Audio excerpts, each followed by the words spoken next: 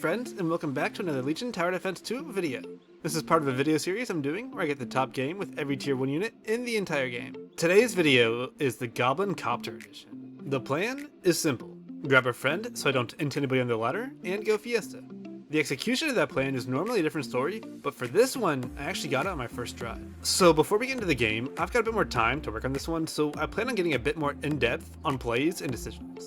If you like this style or prefer a shorter version with minimal explanation, please let me know. Picking your role is one of the hardest parts of the game, and my role had so many options. This is the kind of role that I'm actually happy you get so long at the start of the game to try and figure things out, especially as Fiesta 2, which changes everything. Gateguard Steed is an incredible combo, and it can let you push really hard, as they don't really have a weak wave besides wave 4 and 8. Also, shifting for a Harbinger is relatively cheap and incredibly powerful, especially if you have that Steed. Maybe I should go Angler or Proton because my role is pretty much pure impact, but there would be too much mana being spread around as every unit, except for the Boar and the Skeleton, would steal mana. And I knew I wanted Boar with Hades and with Steeds and needed the Copter to complete the challenge, so that leaves two choices. I decided to go with the Gateguard because of what I explained earlier, and the Skeleton for either a nice shift or just to upgrade it. The main downsides of this role are that I have no cheap tank like a Gargoyle or Buckler and might have to overbuild or underpush to get a tank down, and that it is mostly impact. Okay, I know Goblin Copters are really strong themselves, so I didn't want to put down too many and Giga Hold, but I also wanted to leak a bit. You don't have to leak on wave 1, which could help hide the fact that you're Fiesta, but come on, look at this opening. There's no hiding it. I went with 6 because it was kind of on value and it gave me 2 workers. I positioned them like this because eventually the right side will just be a bit of a stall, and I wanted to bring a little bit less over there so they could, live a little bit longer, as I would be upgrading the one on the left and adding tanks to that side. I do get the snail because the person sitting into me is a friend and he knows that I'm going for this challenge, so of course he snails. But it's going okay, and I actually end up with a 50% Fiesta, not bad considering I just spammed unupgraded tier 1s. Wave 2, and I've got an unfortunate amount of gold. I don't really want to spam more Copters and have a bunch of unupgraded tier 1s. Some people, like the self-proclaimed GOAT of Legion, do this as a real strategy, but I'm not a fan. If I put nothing down, I probably leak everything, but if I put 1 down, I don't have enough for another worker, and I kind of didn't know what I wanted to do and shifted the rest of my gold. This is why I wanted the cheap tier 1 or tier 2 tank for situations just like this. Adding another Copter was probably the play, but I noticed that a Sakura was sitting into me, and if the wave is fast enough, the Sakura actually can't send a snail after income, so I decided to risk it. Well, he gets a snail off, and I do go for a pretty big leak. Not really efficient for Fiesta, especially because there's only 5 workers. Wave 1 did last a long time with, my leak and then both players having a Berserker, which do take quite a long time to kill the wave. I still think he got that snail off with maybe like 1 second left. Okay, it's wave 3, but I've got that weird amount of gold again. Sakura was starting to get some workers, and wave 2 was incredibly long, so I went the upgraded Copter thinking I'd get maybe a 40 cent here, and hopefully baby leak. If I added anything else, I would for sure hold, so I just shifted my gold again. I ended up getting just a snail, and easily full health.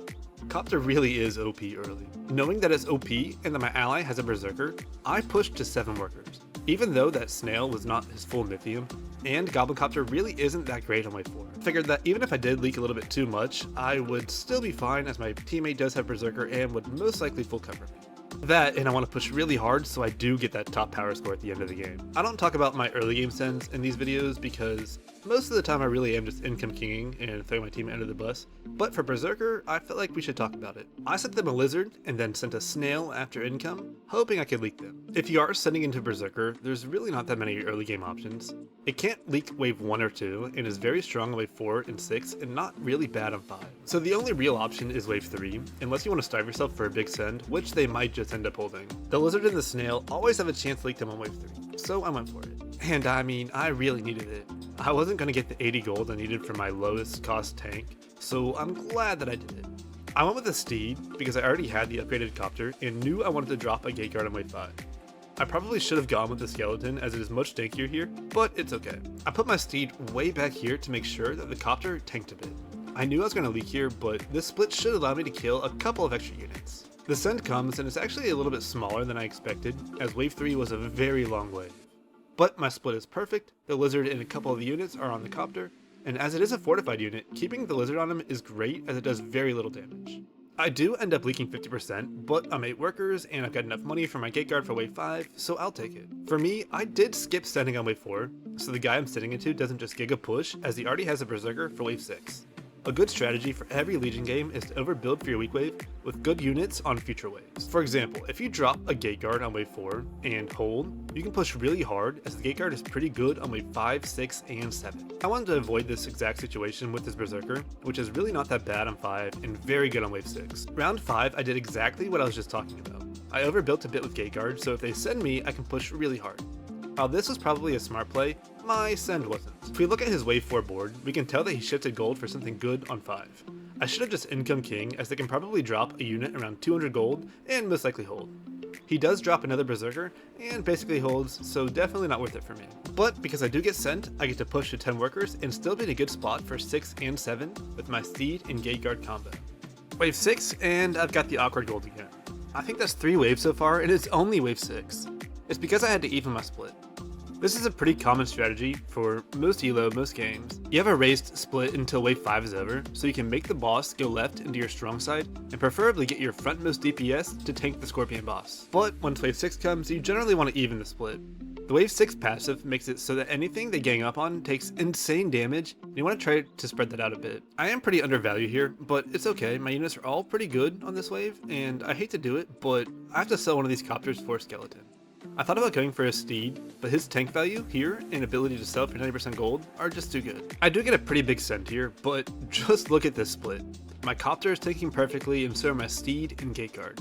My units and splits were so good this wave that I end up with an incredible fiesta. Not only that, but it sets us up perfectly for a wave 7 send. We didn't income on wave 6 because my ally is sending into a Sakura and I'm sending into a double berserker, which might have been great on 5 and 6, but really aren't that good on wave 7, as it does a lot of magic damage. I really wanted to go with the Mimic into his Arcane and Swift units, but I could only afford 2 Brutes on income, so I went with them. They really are incredible versus a Cat, and even Berserker a little bit because of the attack speed slow. And odds are he shifted a bit for either a Fortified unit or an Arcane unit, so it should work pretty well. I pushed pretty hard for this end and went to 13 workers and just dropped another Goblin Copter. I easy hold, while them not so much. My guy added another kitty and 3 brutes are just way too much for it. The Sakura player was overbuilt, so it was basically just the Mimic that got through, but it works out great as I take a lot of king damage and give us a lot of gold. This is great because both my ally and I are pretty much full impact and wave 8 is gonna be scary. Okay, so I don't know how well I'm gonna explain this, but I'm gonna try. Normally a good strategy is to starve the enemies a bit until the wave before your weak wave. In our case, my ally and I both shared a weak wave 8, so they were probably gonna come there, and we wanted to force wave 7 by skipping wave 6. If you make your enemies nervous enough, they might go for a suboptimal send or an income king on a better wave for us, which in this case was wave 7. They held their Mythium though, which was surprising to me because this was their collective weak wave, and income king might have minimized the damage that their king actually took. And yeah, they did mess up a bit by sending us on wave 6 right before the collective weak wave. It gave me a pro fiesta, a longer wave for more Mythium, and more workers. If they had just skipped wave 6 and maybe income kinged a bit on wave 7, they definitely would not have taken nearly as much king damage. And the Sakura player might have even held. I hope all that made even a little bit of sense, and that you guys can use that information for your games in the future. I dropped the Lord of Death here and have to hope that I'm going to get a pro fiesta. I had 50 gold left over and I could sell 3 baby copters for a steed or just push, and I went with the worker. The smart play from me would be to income king here, as I explained earlier, as we're definitely getting sent here and we probably are going to leak, but I had a lot of workers and was feeling very aggressive this game. I full sent hoping to take my guy even further out of the game. Both my ally and I do end up leaking a bit, but it's not that bad and I get yellow about the same. My ally also full sent trying to get another Sakura stack down, but it didn't work. He definitely should have gone for the income king. Wave 9 and I full resend again. If he leaks again hard here, it's probably over for him, and I thought about going the Harbinger for me here, but was pretty nervous of wave 10, so I went with a Gararl to turn into a King Claw and hopefully get some good tank value out of it. Plus, if I have the King Claw and the Lord of Death for 11 already, I can push really hard if they do send. They do come back at me with a mole, so maybe going for the harp was the right play, and I looked over at my guy that I sent it to, and he actually took a page from my book. He just straight up got the Fatalizer. So he holds here, and he knows that he can't leak 10, so he gets to push a bit. Good news is that I also hold. My units are all pretty good on the wave, and the stall from the dragons and the gate guard was just enough for me to hold. Wave 10, and I make sure I still get the King Claw, as it is an incredible tank from here till 14. That, and I'm really not great here. I've got a lot of workers and want that top power score, so I do income king here. I know my enemy with the Fatalizer probably pushed really hard off of that 9, and I'll have to make a decision after this set. Fatalizer isn't great on 11 and 12, so he has to think about pushing to my income send and risking leaking hard on those waves, or not pushing at all and falling more behind. They do skip here, and everybody holds. It's wave 11, and I'm feeling super confident. Another income send does get me the full Hades, and I already have the King Claw, which is an incredible tank here. However, this is a good time to explain why planning ahead is actually really smart. I couldn't decide on what Legion spell to take, though it was probably going to be Magician. I just didn't know where to put it. If I had gone the APS, I could have put Magician on that and surrounded it with Hades or Steeds. Or I could have planned ahead and built the Lord of Death back a bit where the Ocean Templar would go, and put Magician on the Ocean Templar to buff the King Claws, the Hades, the Gate Guard, and the Steeds. I ended up just taking Magician to put on a future Ocean Templar in that spot because I would still have, the Gate Guards, the Steeds, and the King Claws for it. Oh, and by the way, watch out for wave 11 friends. This happens to me way too often. If they send something in front of the wave, and you don't have a high enough melee split on the wall on the left side, everything will just run right and leave your DPS alone to die. Thankfully, I was bailed out as I just incomed and my Hades was way too strong and it worked out great. I just full hold, and the game is probably over now. Carded actually leaked his guy too, and we got a small amount of king damage. My ally called for a wave 14, which I definitely agreed with. They both have a ton of magic damage and natural tanks, and we can probably just end them there. However, I was feeling aggressive and noticed my guy was really not good on wave 12. Because we just sent them on wave 11, I figured he would overbuild for wave 13 or 14, or just push really hard, and that I could leak him pretty big here. I have tons of workers, and this could help deny him a lot of gold that he would need to hold wave 14, while giving my ally, who is starving, a bunch of time to save up some more Mythium for his set.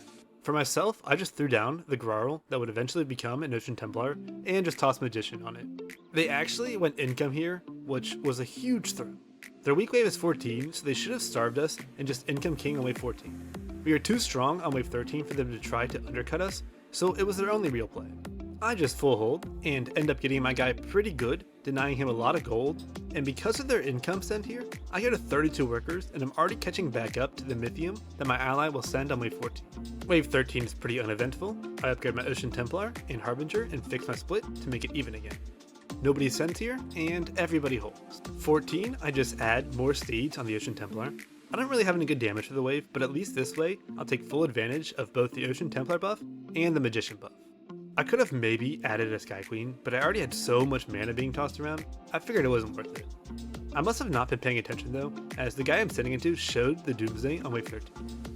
I probably should have sent a Ghost Knight because the way his split is, the Ghost Knight would come straight into all of his units. Even though he does have the Berserker and the Fatalizer, the Ghost Knight should still stall long enough as all of the rest of his units are impact. Another option is just to go pure damage and kill all of his tanks before the Doomsday has time to kill the wave. I went with a Kneeler because he has already shown a lot of Arcane and Swift, and a Pack Leader because he has a good bit of natural as well, and the wave should take care of it for me. They do try a real send into us instead of the Income King, and it most likely would have made them survive, but maybe they felt like the game was already over, as I was already so far ahead. But because they didn't, we end up just barely killing them, and because I'm on top of the power score, I get another top game with a tier 1 unit. Alright friends, that's it for me, and I hope you enjoyed this one. I actually had some more time to work on it and tried to go more in depth with decision making and strategy. Let me know if you like this style better, or for me to just briefly go over the who, what, where, when, and whys. But I'll see you next Tuesday for another top game with a tier 1 video. And I think we actually only have a couple of these left.